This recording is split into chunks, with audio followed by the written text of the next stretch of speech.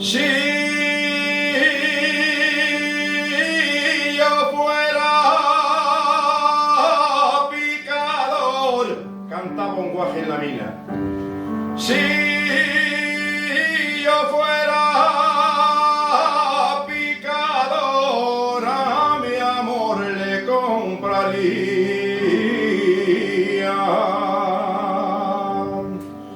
y un collar de rojos corales engarzado en plata fina,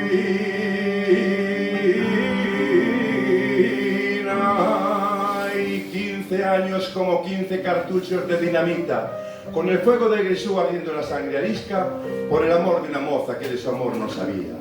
15 ramas de cerezo floreciendo allí en la mina, en un bosque de mamposta sin pájaro ni sonrisas. Qué sencillo de contar el romance de tu vida, de tu padre un picador, la herencia fue bien exigua, una lámpara apagada, las huellas de una caricia y un reloj que marcaba las 5:30, las 5:30 del día en que Grisú vino al Tajo, hambriento de carne viva. Echaste a andar el reloj, la lámpara fue encendida y por camino adelante subiste a la sobreguía con el alma en las espaldas y la noche en las pupilas.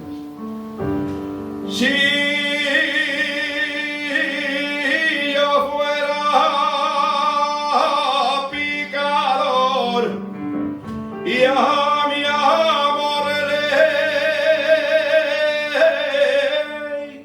Pero el cantar se quebró como el junco en la ventisca y otra vez aquel reloj quedó con las manecillas marcando otras 5:30. Las 5:30, fatídicas.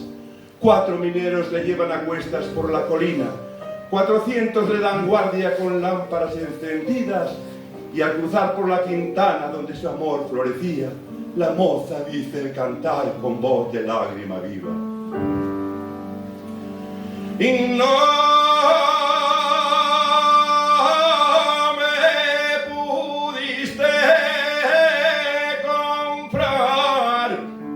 collar de rojos corales